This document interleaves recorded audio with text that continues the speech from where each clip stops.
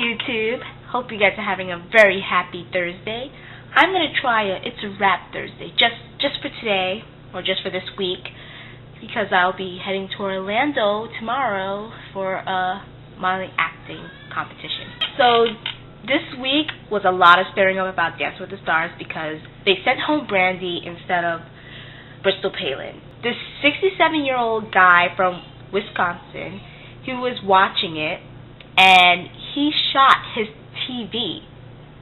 I think that's the funniest thing I ever heard. He's in his house, he's watching Dance with the Stars, and then they sent home Brandy, and he just go pow. They had the whole SWAT team there, and he was saying that he's gonna kill himself, and then finally they took him in. But he wasn't really threatening to the community or anything. He just hated the fact that Bristol was safe and they sent home Brandy. Well, finally, since I've been watching the billboards, Like a G6 is #1. I mean, every time I look, it's #2, and then something else is always there. And I mean, everyone is singing, "Fly like a G6." Their statuses are all like a G6. I mean, I didn't like it in the beginning, but then after, when I listen to the beat more, I'm more a fan of the rhythm and the beats. And I was like, this is not such a bad song. I just know the "like a G6, put your hands up." And so it's #1 on the Billboard's Hot 100. And #2 is "Only Girl in the World" by Rihanna. So congrats to Like a G6. Here's some movies that you could try to check out tomorrow. White Material, starring Isabelle Huppert. I think that's her name. There's Next 3 Days, starring Russell Crowe and Elizabeth Banks, I'm sure. Looks like a very intense movie. There's Made in Dagenham, or Dagenham. I'm not sure how you say it, but it's starring Sally Hawkins. Of course, Harry Potter and the Deathly Hallows Part 1. Too bad I can't see that. On TV tonight, you can check out Charlie Brown's Thanksgiving. They play that almost every year. Good for the kids, or if you want to listen to the parents go wah wah wah wah. Tomorrow night, you should watch Super Nanny and What Would You Do. I'm an ABC fan, so if anything, you can watch ABC. Speaking of Orlando, I'll be competing in a Barbizon modeling acting competition. And Barbizon is like this management team where they train you to be a model or actress or give you self-confidence and stuff. And, I've been with them for a good 2 years now. They told me to audition for this International Modeling Talent Agency competition in Los Angeles. I auditioned and I made it. And it was over $5,000 to go there and compete, and I paid that. And I only got 2 callbacks, and I'm like, okay. But the experience was great, I learned a lot of things. I mean, this is what I really wanted. This is something I want to do. This is something in my field of what I want to do. They were telling me, hey, audition for this Barbizon competition. I'm just like, no. So I passed it away. But then after, they kept calling my mom, keep calling, because I haven't graduated from the class because I missed 2 classes or 3. So I went to the auditions, and I got selected to go compete in the Barbizon competition. And it's $900 to compete. It's always paying money, but I guess, being in this business, you have to pay money one way or another. So I did.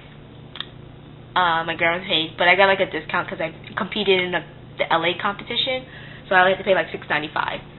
And then it's I have to recite a commercial, a 15-second commercial, and walk the runway, which I dread because I cannot walk the runway. Let's see what happens. I picked out pictures of myself. You look at, yeah, a headshot, which I'm going to call this my headshot, and a full body shot. I don't know if you can see it. Yeah. And I have to paste it onto this piece of paper. So just in case I do get a call back, I can give these to the agents and managers. And the thing is, they told me to have at least 25, and my printer ink ran out. Yeah, I have 6. So that's going to be a problem. But then, what if I don't get called back? So this would be wasting a lot of ink and stuff. But then, what if Sunday's my lucky day? Because I went to LA with 100 headshots, and I print out so many resumes on it, and I only had to give out 4. And nothing happened. I'm not trying to be pessimistic or anything, but trying to face the facts, I don't know what's my special talent yet.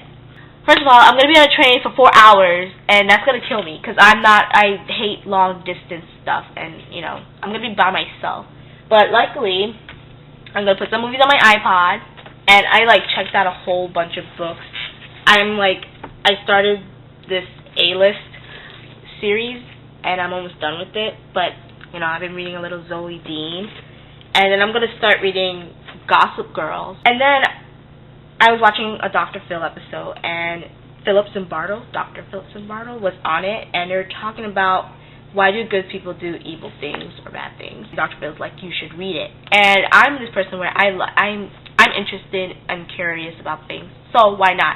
I went to the library, and I found The Lucifer Effect, Understanding How Good People Turn Evil, and I'm probably going to be occupied with this book during the whole trip, and if I do get a little bored, I can switch off to my A-list or Gossip Girls.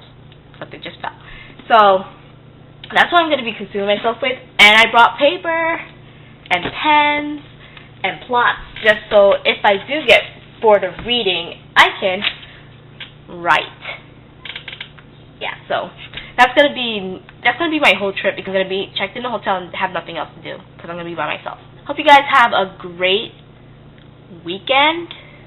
I think that's a wrap.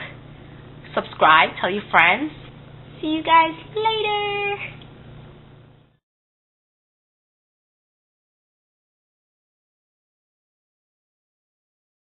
I don't know how this hat got on my head.